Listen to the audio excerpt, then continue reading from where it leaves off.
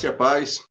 Dando continuidade ao nosso curso básico de vida cristã, estamos no livro 3, Epístolas Paulinas 1, Carta aos Romanos, capítulo 5, Exortações Práticas.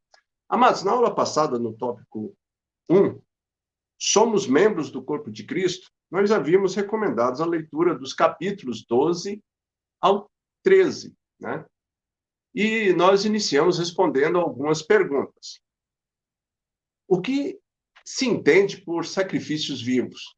Qual é a capacidade concedida pelo Espírito Santo? Qual é o princípio que controla a vida do cristão? Como aplicar na prática a doutrina cristã? Hoje, no tópico 2, com respeito aos crentes fracos. Nós havíamos também recomendado aos irmãos que fizesse a leitura do capítulo 14, 15 e 16. Esta parte da carta aos Romanos é do mais profundo interesse humano. Trata-se de questões duvidosas acerca da nossa conduta entre os crentes fracos na fé, ok? Em Romanos 14, versículo 1, Paulo nos aconselha: acolhei ao que é débil na fé, não, porém, para discutir opiniões. Então, Paulo discute a relação entre a liberdade cristã e o amor cristão, e nos leva nesse caminho. Primeiro ponto. Primeiro, o interesse do próximo. Então, observe, amados, o serviço cristão está relacionado a um assunto em dúvida exige que consideremos primeiro o bem do próximo, né? Em Romanos, capítulo 14, versículo 21, diz: é bom não comer carne, nem beber vinho, nem fazer qualquer outra coisa com que teu irmão venha a tropeçar, ou se ofender, ou se enfraquecer. Mas observe, Paulo aqui está levando para uma questão prática, né? A relação do crente com os alimentos. Então, uns pensam que não podiam comer certas coisas porque elas não eram permitidas pela lei judaica. Outros receavam comer certos alimentos porque parte deles foram sacrificados aos ídolos antes de serem vendidos no mercado. E já um terceiro grupo dava glória a Deus, né? Por tudo quanto ele lhes provera a comer, ou seja, ele colocava na mesa, né? Então, comiam por fé, né? Esse terceiro grupo comia por fé, sabendo que esse alimento estava santificado pela palavra de Deus e pela oração. Ou seja, é um princípio que Deus, daquela época, né, nós agradecermos a Deus por tudo aquilo que está nas nossas mesas. Em 1 Timóteo, no capítulo 4, versículo 5, diz: porque pela palavra de Deus e pela oração é santificado. Então, aquela alimentação, ela é santificada, né? Mas ali havia uma certa desavença. Alguns criticavam os que não tinham a mesma fé. Por outro lado, outros que não tinham fé para comer criticavam os que tinham e pensavam que eles estavam pecando, né? Então, era o que estava acontecendo ali. Então, não deve haver desentendimento entre os cristãos quanto à palavra de Deus. Afirma que certas coisas são pecaminosas. Muitas pessoas afastam-se de Cristo por causa do espírito crítico e duro que encontra na igreja, né? Isso era o que estava acontecendo, ou seja, um cristão que tem profundas convicções sobre as coisas como comida, observância de certos dias, não deve criticar nem desprezar os que não têm esse conhecimento e aqueles que não agem assim, né? Então, não devemos limitar a liberdade pessoal do nosso irmão por qualquer juízo humano. Romanos, capítulo 12, verso 13, afirma: não nos julguemos mais uns aos outros, pelo contrário, tomai o propósito de não pordes tropeço ou escândalo ao vosso irmão. Essa é a orientação de Paulo. Mas cada um deve limitar no exercício da sua liberdade. Mesmo diante das diferenças de opiniões, os cristãos devem relacionar-se adequadamente entre si, pois Jesus é o Senhor de todos. Então, observe como nós devemos comportar. Né? É necessário definir-se logo de início que, ao referir-se ao cristão fraco ou débeis, o apóstolo não os vê como fracos na vontade ou no caráter. Amém? Então, temos que entender isso. A fraqueza em foco aqui, amados, refere-se à falta de liberdade para fazer certas coisas. Esses cristãos fracos, aqui mencionados, é um cristão sensível, indeciso e escrupuloso, né? Que quer guardar os princípios cristãos e tem medo de tropeçar em algum ponto, ok? Então, o cristão fraco é um cristão que ainda tem problemas com a liberdade de consciência. Ele ainda não tem o conhecimento da palavra, aquela palavra ainda não penetrou nele, né? Na mente dele, e ele tem essas dificuldades. Assim, pode-se perceber que Paulo ele está fazendo o quê? Fundamentando a sua argumentação nas ações de Cristo, que é o nosso padrão, que é a nossa base.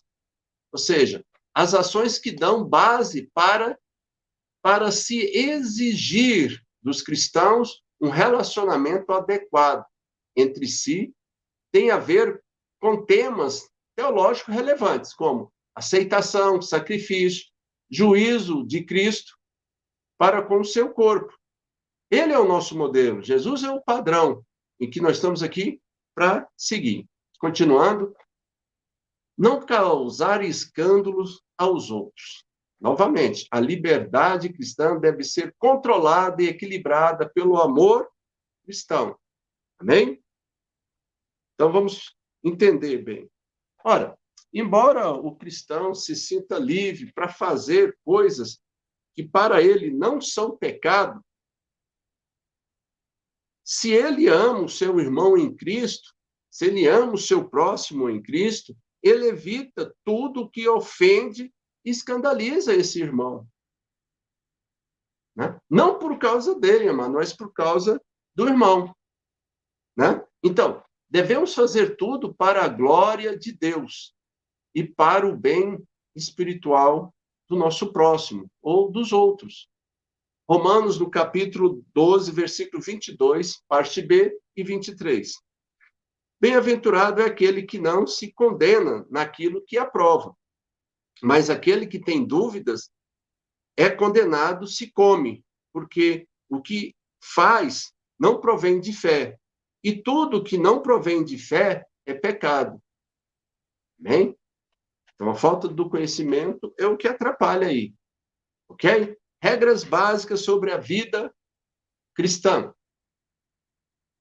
As palavras reino de Deus aqui refere-se ao domínio em que vivemos, em que o cristão vive.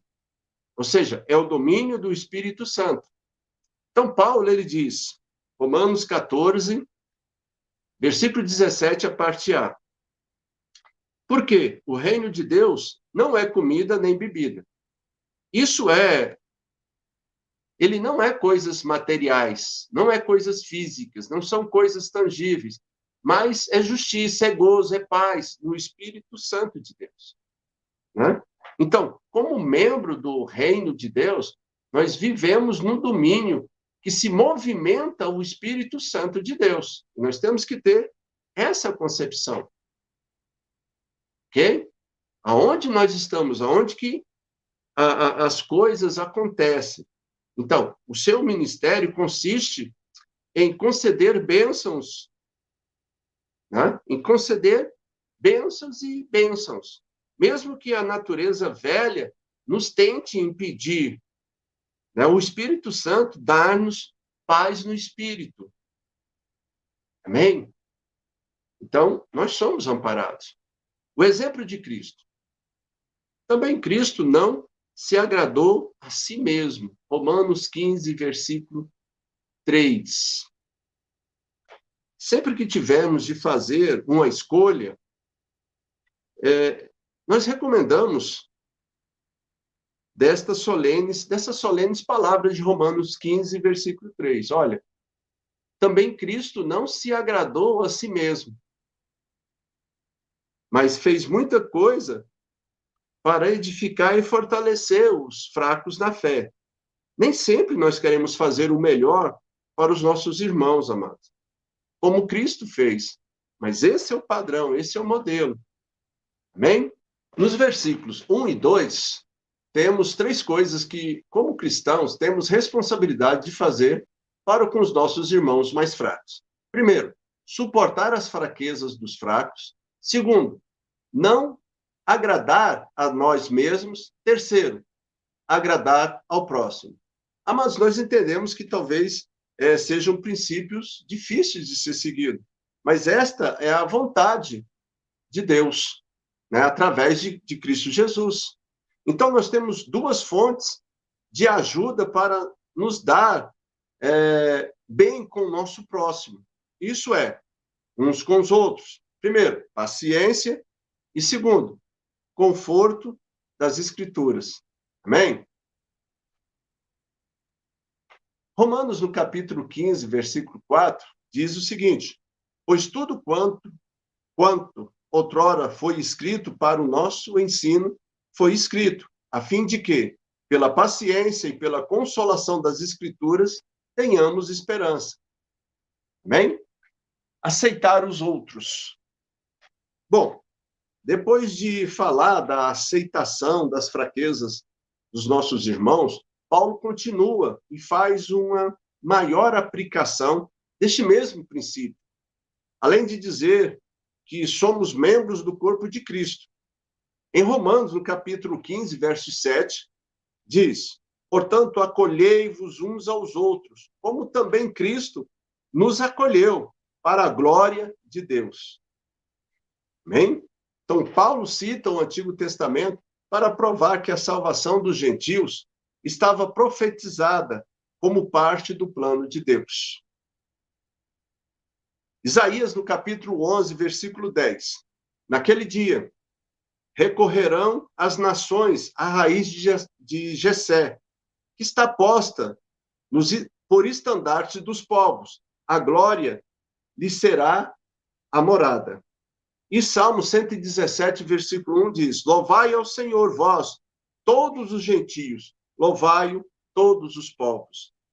Né? Então, fica nítido. Você nota, e notará que alguns versículos falam de nações em vez de gentios. E que a raiz de Jessé significa o Messias, o descendente de Davi. Então, estes versículos confirmam a doutrina que Paulo ensina tanto aos romanos como aos gálatas. Amém? Então, observe, os judeus e os gentios que confiam em Cristo formam a sua igreja, para que juntos possam glorificar a Cristo. Então, tendo aí a declaração de que Jesus é o Senhor de todos, Paulo afirma que o julgamento e a crítica não devem padronizar as relações, mas ao contrário. Ele afirma que o amor fraternal deve conduzir essas mesmas relações, né? Apresentando aí os fundamentos teológicos nas ações de Cristo e os princípios práticos do amor e fé. Paulo conclui o seu argumento aí, amados, afirmando que entre os cristãos o relacionamento deve objetivar a glória de Deus. Ok? Então, podemos resumir o ensino da carta aos Romanos lançando mão de três diferentes pessoas: o eu, o próximo e Deus. O eu, motivo do serviço, a nossa gratidão pessoal. O próximo, o propósito do serviço, o bem-estar do próximo. Deus, o objetivo do serviço? A glória de Deus. Amém? Então, além de demonstrar interesse pessoal pelo bem-estar espiritual dos seus leitores, Paulo ministra à igreja de Roma, quando de sua visita, ele espera que eles o ajudem a levar o evangelho até a Espanha. No desenrolar aí de Romanos, no capítulo 15, ele deixa isso nítido, lá em 15, 24. Ele fala assim: penso em fazê-lo quando em viagem para a Espanha, pois espero que, de passagem, estarei convosco, e que para lá seja por vós encaminhado, depois de haver primeiro desfrutado um pouco da vossa companhia. Né? Então, isso deve nos ajudar a entender que a grande comissão é para toda a igreja, ide por todo mundo, é para toda a igreja, e não somente para os pregadores. Né? Muitas pessoas acham que é só para os pastores, que é só para os obreiros, ou seja, os missionários, os evangelistas, os presbíteros, né? Os diáconos, diaconisa. Não, amados, essa comissão é para todos. Só desse modo estaremos participando efetivamente da evangelização do mundo. Né? E Paulo, ele solicita 3 tipos de oferta aos romanos. Primeiro, uma oferta missionária de si mesmo. Né? Segundo, uma oferta para os cristãos pobres, necessitados. E terceiro, uma oferta para sustento dos missionários. Né? Por quê? Porque Paulo, apesar dele ter uma profissão, né, ele tinha uma profissão, nem sempre ele podia exercer essa profissão.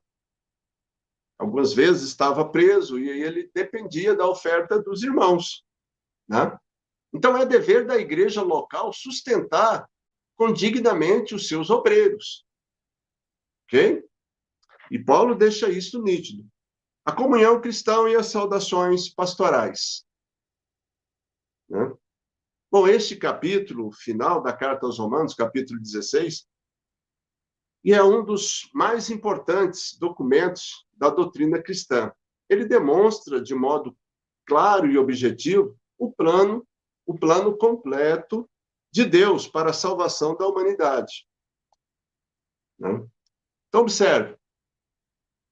Apesar que muitos, através de uma leitura superficial, não conseguem perceber o valor de um texto que em seu primeiro parágrafo faz menção a 37 irmãos que estavam entre alguns de tantos colaboradores de Paulo. Né? Às vezes a gente começa a ler e fala, não, mas essa parte não interessa. Só porque o capítulo 16, ele começa a falar das pessoas, ó, fulano fazia isso, né?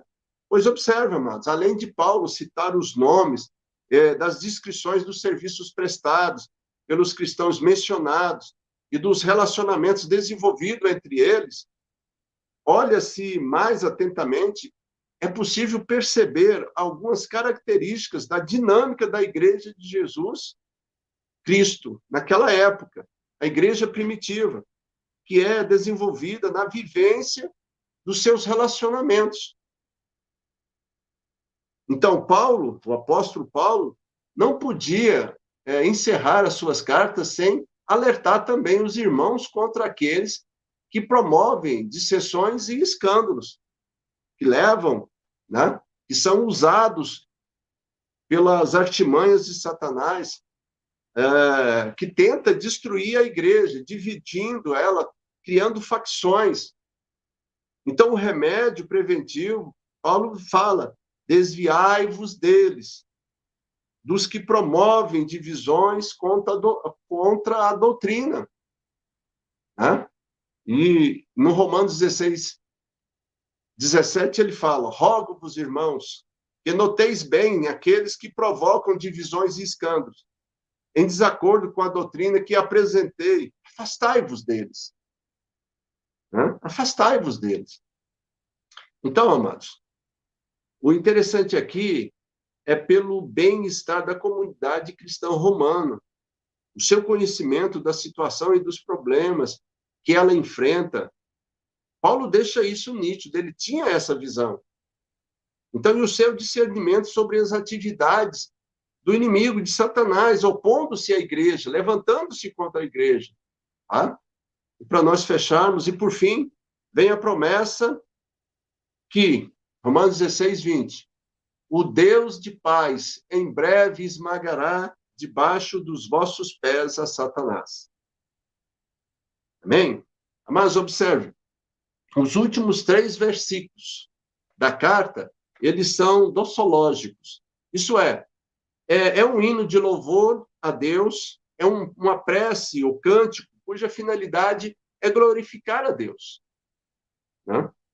Então, veja bem, os temas desses versículos, desses 3 versículos finais, o poder de Deus, o evangelho de Cristo, a evangelização das nações, a descrição de Deus e a exaltação que ele deve receber. Reunidos, eles demonstram a coerência que Paulo dá na finalização dessa carta. Ele encerra essa carta, né? Como se estivesse fazendo uma oração, glorificando e exaltando o nome do Senhor. Amém? Então, aqui, nós encerramos a carta aos Romanos. Na próxima aula, no capítulo 6, Paulo, o defensor da fé, no tópico 1, nós vamos fazer uma introdução à carta aos Gálatas. Amados, entendam. Nós dividimos e falamos, olha, as epístolas paulinas 1 está dividida em 2 cartas, que são a base, o sustentáculo, que é cartas aos Romanos e carta aos Gálatas. Nós fechamos hoje a carta aos Romanos, estaremos começando a carta aos Gálatas, ok? E nesse primeiro tópico aí, nós gostaríamos de responder algumas questões. Qual a causa da reunião do Concílio de Jerusalém? Segundo, deveriam os cristãos gentios ser obrigados a submeter-se à circuncisão e à prática do modo judaico de vida? Terceiro, quais são os propósitos da epístola aos Gálatas? O que é sinédrio judaico? Amém?